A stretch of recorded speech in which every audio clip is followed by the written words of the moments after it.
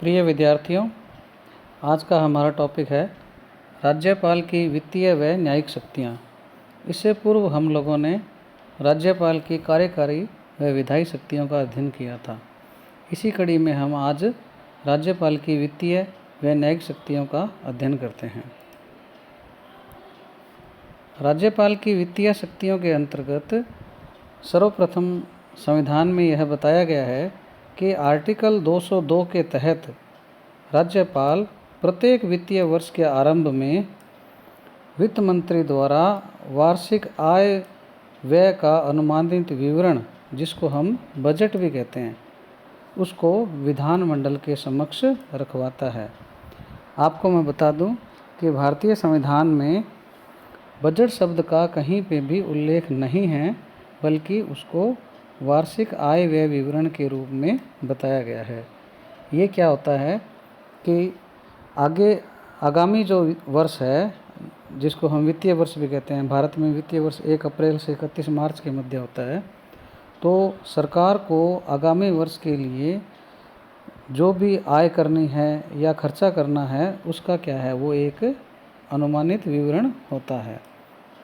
तो राज्यपाल वित्त मंत्री के माध्यम से सदन के पटल पर या विधानमंडल के पटल पर रखवाता है। यह शक्ति उसको आर्टिकल 202 के तहत दी गई है। इसके पश्चात राज्यपाल की अनुमति से ही धन विधेयक जो है वो विधानसभा में पेश किया जाता है।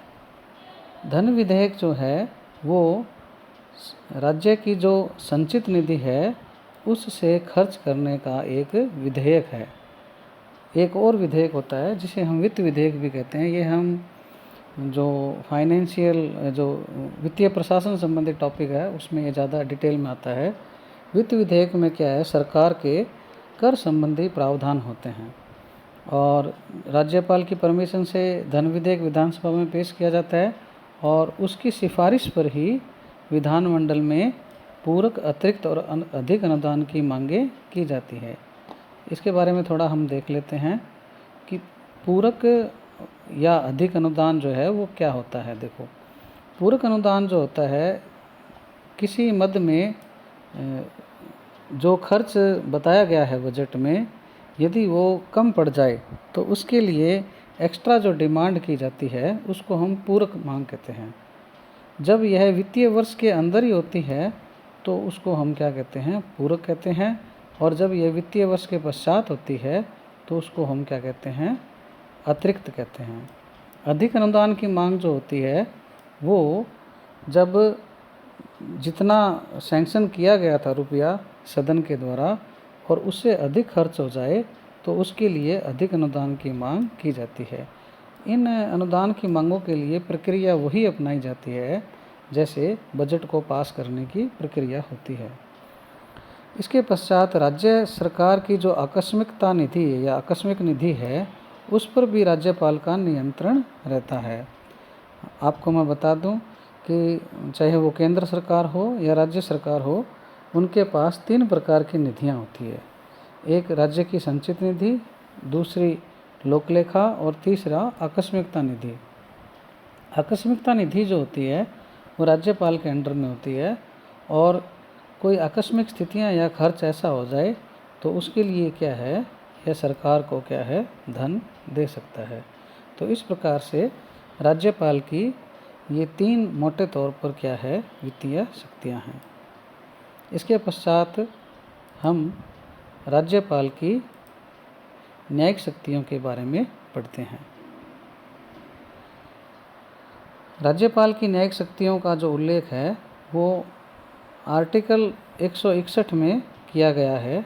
इसमें राज्यपाल को राज्य की विधि जहाँ तक विस्तारित है, कार्यपालिका शक्ति का जहाँ तक विस्तार है, उसके तहत किए गए किसी अपराध के लिए दोषी व्यक्ति यानी दोष सिद्ध व्यक्ति को उसके दंड को क्षमा कर सकता है, वो उसका प्रविलंब कर सकता है, उसका विराम कर सकता है, परिहार कर सकता है या लघुकरण कर सकता है।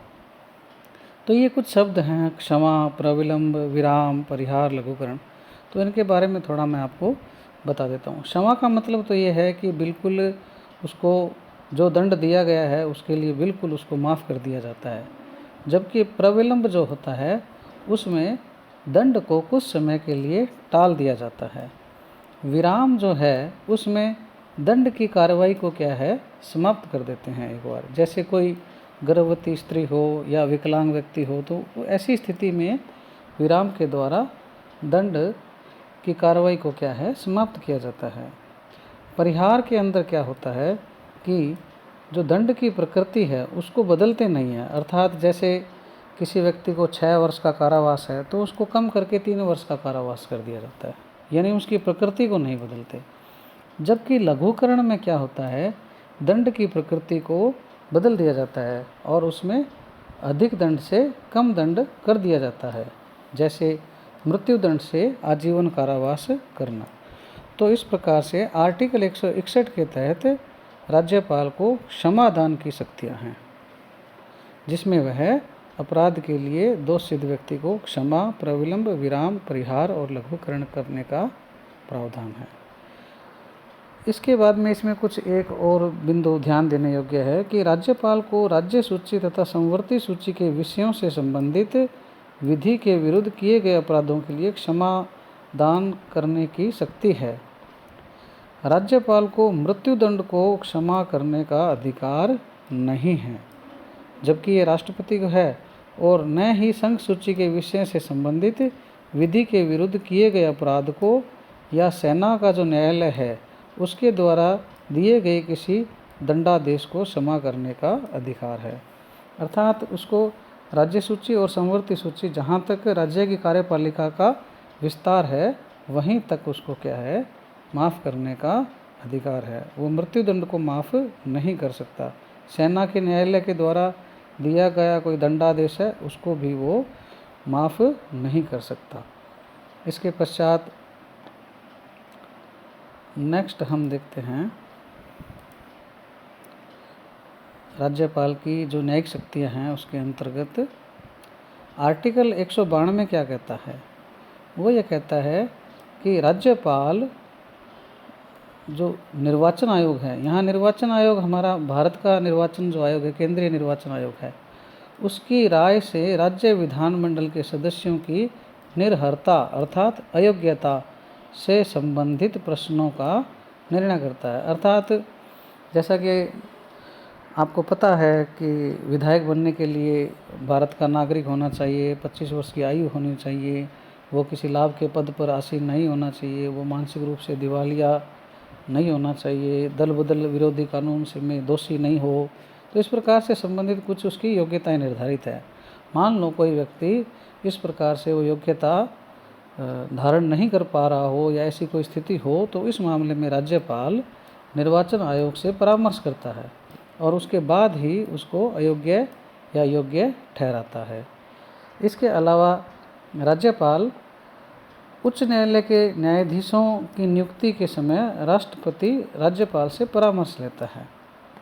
तो इसमें क्या है, राज्यपाल का जो परामर्श है वो महत्वपूर्ण भूमिका निभाता है। इसके अलावा राज्यपाल जो डिस्ट्रिक्ट जज हैं, जिला जज हैं, उनकी नियुक्ति और उनके प्रमोशन में हाई कोर्ट को क्या है, परामर्श देता है। इस प्रकार से राज्यपाल की जो न्यायिक शक्तियाँ हैं वो इससे संबंधित है। और हम लोगों ने आज इसमें वित्तीय शक्तियाँ और न्यायिक शक्तियों का अध्ययन किया है। मुझे उम्मीद है कि आपको बातें समझ आ गई होगी। यदि आपको इसमें किसी प्रकार से कोई जिज्ञासा या कोई अतिरिक्त जानकारी की आवश्यकता हो तो आप कमेंट्स बॉक्स में लिख सकते हैं। धन्यवाद।